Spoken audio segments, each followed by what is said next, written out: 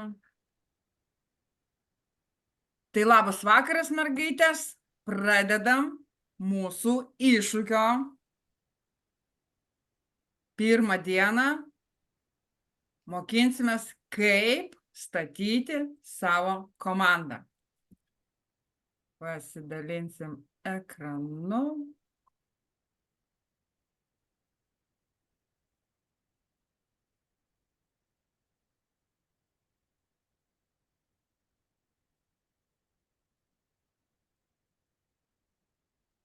Taip.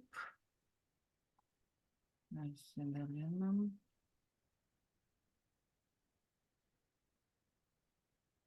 Tai va, komandos kūrimo maratonas, pirmoji diena. Važiuojam toliau. Pirmosios dienos bus taip. Komandos kūrimo pagrindai ir tikslinė auditorija. Klausimas jums.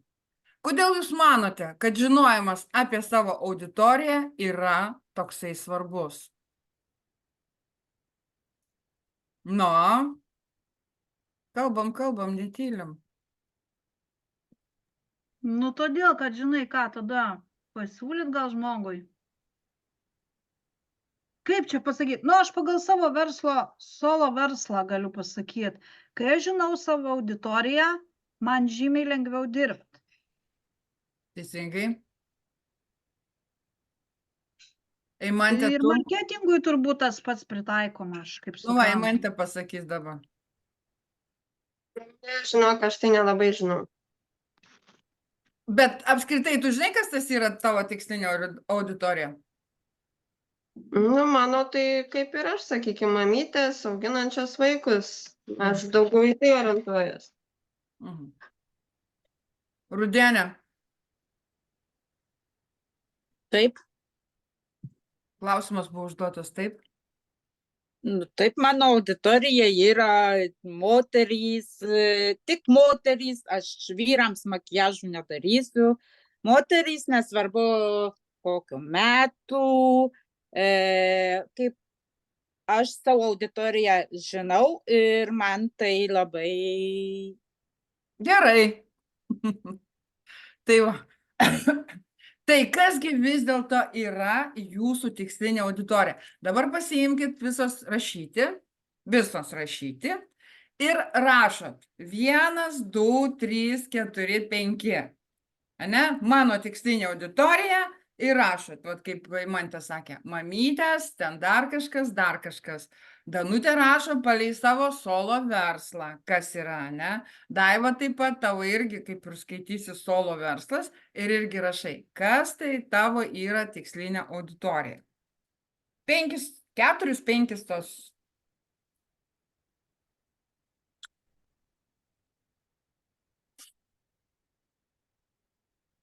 Taip gerai pagalvokit, nes jūsų tikslinė auditorija tai yra tie žmonės, su kuriais jūs norėsite dirbti ir kviesti į savo komandą. Šiandien mes nekalbėsime apie produktus. Šiandien pas mus tikslinė auditorija yra ta, kuri ateis pas mus į komandą. Nu, arba bent jau bus mūsų pastovus klientai. Tiksliniai klientai. Nes, nu, tokiai, pavyzdžiui, kaip Daivai arba Danutei komanda, nu, komandų jom nereikia. Dar Daiva kaip Daiva, dar Daiva gali turėti asistentę, dar kažkokią tai gali turėti irgi, kuri irgi darys make-upą, daleiskime mane, tai irgi čia bus komanda. Tai jau. Arba rašėt visos, jo? Aš parašiau, bet pas mane 5 nebus tiek. Parašiau ir aš, bet pas mane iš mano solo verslo 5 nepadarysi. Nesvarbu, aš tik tai taip sakau, gali būti 2, 3, nesvarbu. Gerai, jeigu jūs jau susirašėte, kas yra jūsų tikslinė auditorija, važiuojam toliau. Dabar, ar jūs tikslingai nusistatėte savo auditoriją? Vat pavyzdžiui, ne, pasakysiu tokį kaip pavyzdį. Eimantė, pas tave tikslinė auditorija, kaip sakei, pavyzdžiui, paimkim mamytės, ne? Jaunos mamytės, kurios sėdi namuose ir nori užsidirbti pinigėlių. O kaip tu tą savo auditoriją nusistatei? Kodėl tu būtent galvoji, kad tavo tikslinė auditorija yra mamytės? Porą žodžių taip. Kodėl būtent tu sustoji ties mamytėm? Nežinau, galbūt dėl to, kad aš būtent noriu su jom dirbt, o kaip realiai tą nusistatyt, tai aš net neįsivaizduoju, man niekas to neaiškina. Gerai. Nu, su jumis panašu, viskas aišku, su ta auditorija čia biški yra paprasčiau. Tai va, dabar būtų tokie klausimai, kuriuos jūs rašotės, ane? Kokie žmonės jau yra jūsų aplinkoje. Jie dar nėra jūsų komanda, jie dar nėra jūsų tiksliniai, bet apskritai kokiose jūs aplinkose, su kokiais jūs žmonėmis dirbate. Ir susirašykit irgi 1, 2, 3, ane? Gali būti ir daugiau, bet 1, 2, 3, sakykime.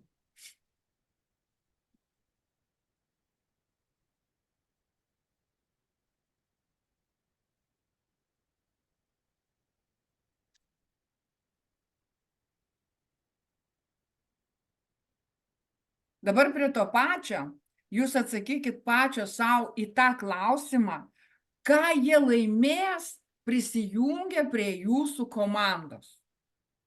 Vat atsakykit irgi raštu, savo gražiai, kad po to būtų galima jums pasižiūrėti, pasianalizuoti, ką vat jūsų žmonės gaus, laimės, kom jūs ten, kodėl vat jie prisijungs prie jūsų.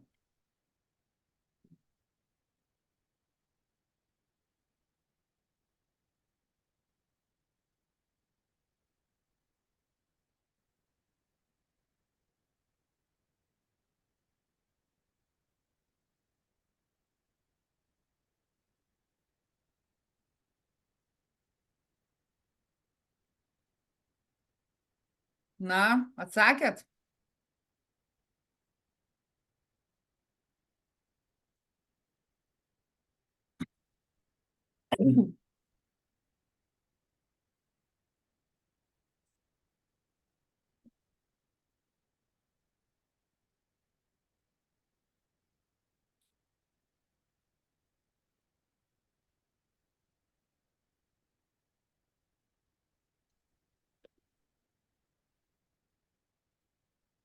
Tai dabar 4 toksai būtų auditorijos poreikiai ir motyvacija.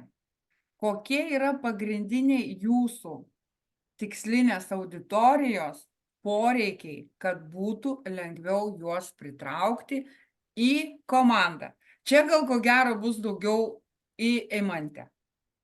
Pavyzdžiui, kokie tavo vat, jaunų mamyčių poreikiai ir kodėl tu juos nori pritraukti, kaip lengviau tau būtų pritraukti į savo komandą tas jaunas mergaitės. Bet pas tave, mamytės, bet pas tave juk ne vien tik tai jaunos mamytės, dar kas nors yra toj tikslinėje auditorijoje?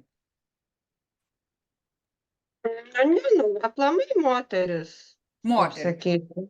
Dabar gerai, žiūrėk, dabar ties to sustokim. Moterys, ane? Labai gerai. Bet tikslinis tavo klientas arba tavo tikslinė auditorija, tu turi apsibriežti, kokio amžiaus moteris. Daiva sako, pas ją nėra ribotas amžius. Ok, visos moteris dažosi, ateina pas meistrą, dažosi ar tai kasdieninį, ar tai kažkokį tai makiažą. Pas Danutę yra atskirai, ten vėlgi metų skaičius nėra, ne mažiau 18.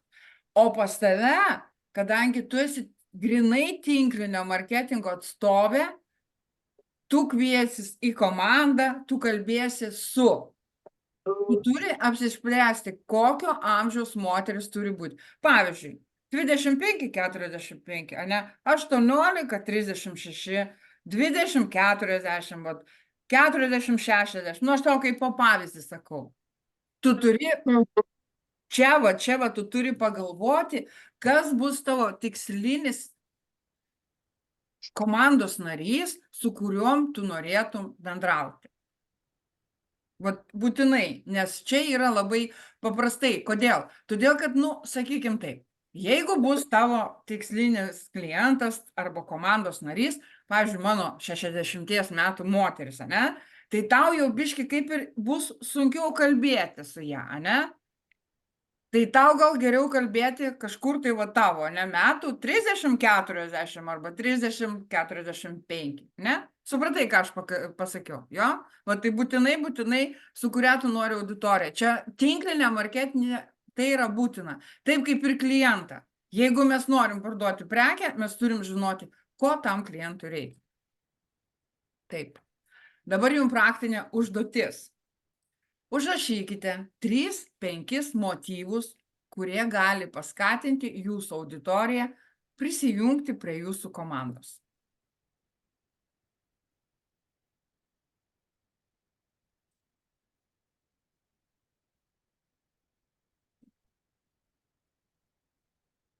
Nu tai aš kaip pavyzdį pasakysiu, jeigu Eimantė, tu taip sumastėjai galvoji, taip nelabai gal aišku, ne? Nu pavyzdžiui, aš pasakysiu iš savo patirties. Kokius aš galiu duoti motyvus pat jum komandai? Arba tom, kurios nori ateiti. Aš iš karto, kom aš pasižymiu? Komunikabilumu, aš mėgstu šnekėti su žmonėm, aš motyvuoju tom, kad pas mane komandai yra labai draugiška, ane, vat jau turbūt pastebėjai pati, kad aš tikrai suteiksiu mokymus, kad aš suteiksiu visapusišką pagalbą ir taip toliau. Tai va, tu dabar pagalvok, kokius tu bent jau 3 motyvus, kad sumotyvuotum žmogų prisijungti būtent prie tavo komandos. Užsirašyk.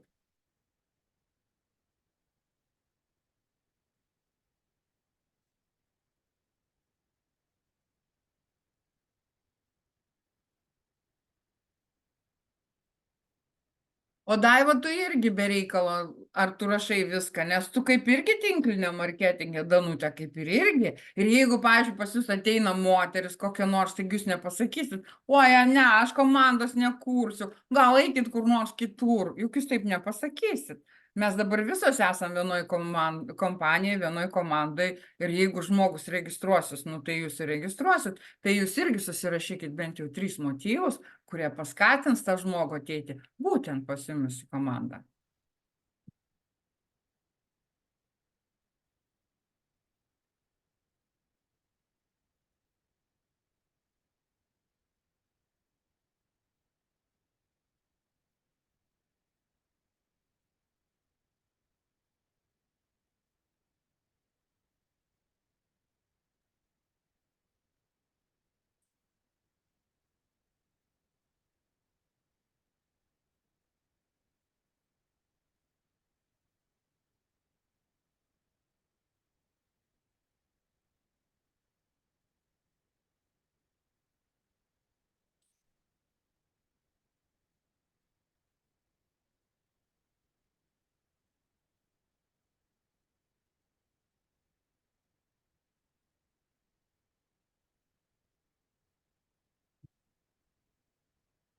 Nu, einam toliau.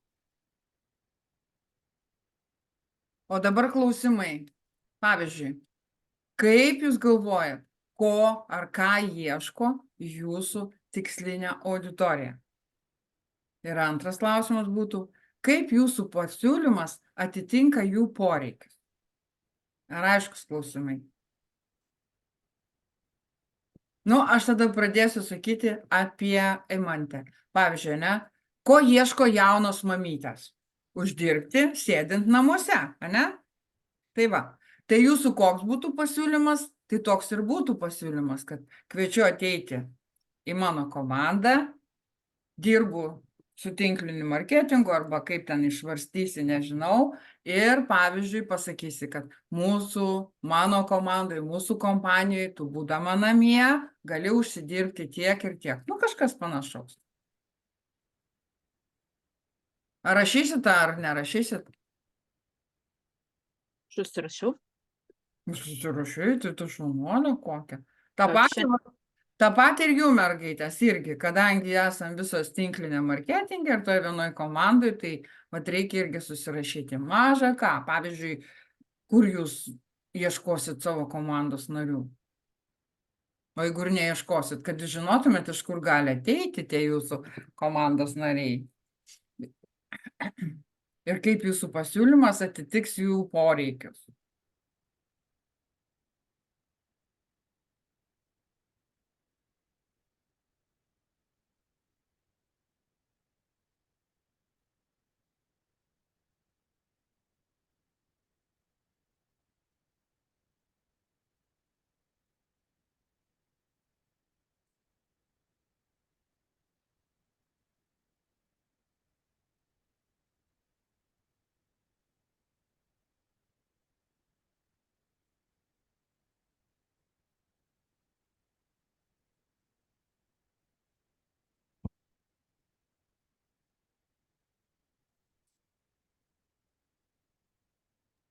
O vat pavyzdžiui, tinklinį marketingą galima traktuoti kaip darbą, sakykim, ar tai labiau kaip papildomas uždarbis būtų? Iš pat pradžių aš rekomenduoju visom traktuoti, kad tai yra papildomas uždarbis prie kažkokio tai, pavyzdžiui, jeigu mamytė jinai gauna už vaikus, ten dar kažką tai, bet kuris gali peraugti į pastovų darbą ir pastovų atlyginimą. Bet tai kiekvieną jau mes, man atrodo, žinom, kad reikia dirbti.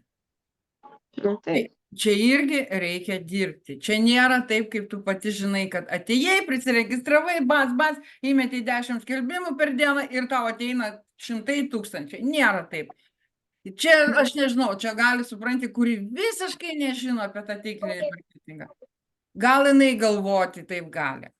Nu va, o dabar priėjom prie tokios, man labai patinka šita dalis. Dabar apibendrinsim. Kiekvieną iš jūsų apibendrins. Aptarsime jūsų įžvalgas apie savo tikslinę auditoriją. Ką jūs ten užsirašėt? Eimante, gali pirmą pradėti?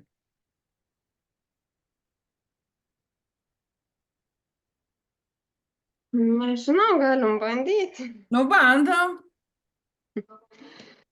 Nu, ką galėtų laimėti prisijungę, tai aš manau, kad laimėtų bendrystę ir palaikymą. Motyvacija, kas čia motyvai. Nu, motyvai tai irgi, tai va, tas pats būtų faktiškai, tai bendrystė, pagalba, draugiška bendruomenė, lyderės mokymai. Tai va, ko ieško mano auditorija, tai nu, jau kaip ir pasakėjai, darbo papildomo kažkokio tai uždarbio būnant namuose su vaikais. Tai va, aš būtent tą ir siūlau. Ar galiu dabar apibendrinti aš tavo pasakytą? Tai aš apibendrinčiau iš tavo, ką tu dabar pasakėjai, tavo apibendrinimas būtų taip. Tikslinė auditorija tavo yra jaunos mamytės, pavyzdžiui, nuo 25 ten, kokių ten 35 metų, kurios sėdi namuose, ir nori prie savo biudžeto šeimos prisidėti kažkokiais tai pinigais, kažkokiu tai uždarbiu, Ką tu gali jom duoti? Tu gali jom suteikti pagalbą darbe, padėti, kaip reikia dirbti tinklinę marketingę, gali suteikti draugišką atmosferą, gali suteikti gerą komandą, lyderės mokymus, kaip tu pasakei, ir tom tavo tikslinė auditorija turėtų eiti pas tave į komandą, kadangi tu viską joms suteiksi. Nesvarbu, ar tu pati, ar čia mes bendrai visos susėjusios, tai tavo, sakau, dar sykį pasikartos, tavo tikslinė auditorija yra jaunos mamytės, 35, ten 40, tu suteiki jom visokeriopą pagalbą, tinklinę marketingę, įvedi jos į komandą ir su lyderė ir su visom mergaitėm gražiai dirbom. Tai būtų, Rudienė.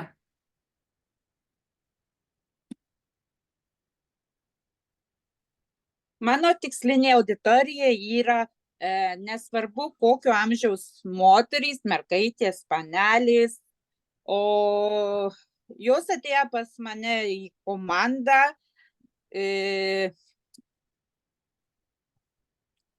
Aš joms suteikčiau malonų bendravimą, kokybiškos kosmetikos ir ne tik prieigą įsigyti, ir su ją dirbti ir užsidirbti pačiom ekstra pinigėlį. Bravo. Nu, Danutės neklausim šiandieną, jinai jau taip su savo ta auditorija, taip.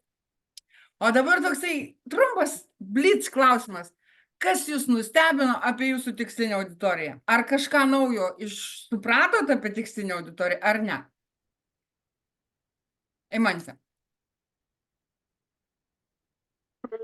Pavyzdžiui, aš supratau, nu, kad amžius yra labai svarbu. Tai kažkaip nelabai žinojau. Taip, žinai dėl ko? Todėl, kad sakau, dar sykį dabar abstrakčiai tau pasakysiu, atsakysiu tau tą klausimą. Tave nustebino, ne, kad tu nežinojai to amžiaus. Dėl ko?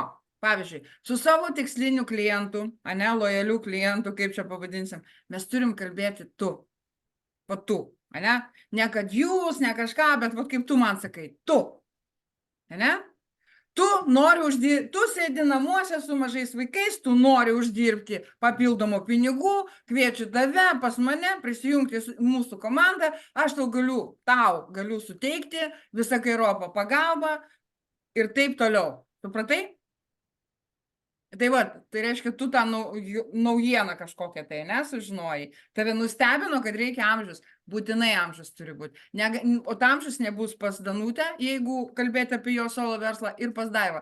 Bet jeigu jos apie tinklinį marketingą, tai jau mes seniau prieš tai kalbėjom. Pas Danutę irgi tas amžius 45, pavyzdžiui, 60, o pas Daivą jau maždaug jos amžiaus, ane? Tegul būna KEM 5, PEM 5, va taip, ane? Važiuojam toliau, nes kažkaip laikas labai greit praėjo.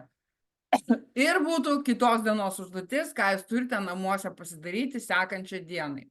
Paruoškite trumpą aprašymą apie savo tikslinę auditoriją ir pateikite keletą idėjų, kaip jie galėtų rasti jūs medijoje. Va, tai čia turėtų būti, jūs turite susikurti skelbimukus, kaip aš va įdėjus esu daug į grupę, ne? Bet jūs dabar turit grinai surašyti savo tai tiksliniai auditorijai, tai tiksliniai mergaitei ar moteriai, kad jinai tikrai sugalvotų paskaičius jūsų žinutę ateiti pas jūsų komandą. Kaip jinai, nes tų kvietimų į komandą, jūs pačios žinot, labai yra daug, teisingai? O turi būti taip, kad 10 persiskaičiusių ir visos tos 10 norėtų ateiti būtent pas jumis į komandą. Ar aišku? Ar surezonavo kas nors, ką aš šiandien sakiau, ar tai čia buvo bereikalingai? Yes, everything nice. Viskas gerai. Viskas surezonavo. Viskas surezonavo. Jo, aš labai ant paskutinės tavo užduoties labai greitai mintis atėjo galva. Nu, matai kaip gerai. Bet tu dabar nieko nesakyk, paskui ten pasidarysi. Ne. Aš paslapčių neišduodu, aš staigmeną padarysiu. Eimantė, kaip tau? Nieko, bandysim atlikti. Ne, sakau, ar surezonavo tave šis iššūkis, ar tau įdomu? Taip, įdomu, aišku, įdomu išbandyti save. Nu va, tai sakau, o apie tos skelbimus, kuriuos jūs susigalvosit, ne? Tai įdėkim vėl, aš įdėsiu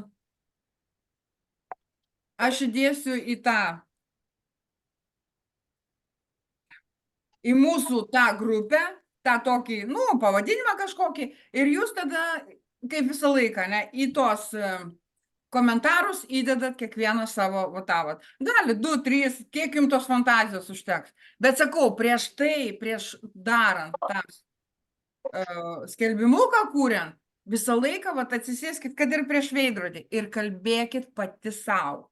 Ir pagalvokit, jeigu jum įdomu, reiškia kažkam tai irgi bus įdomu.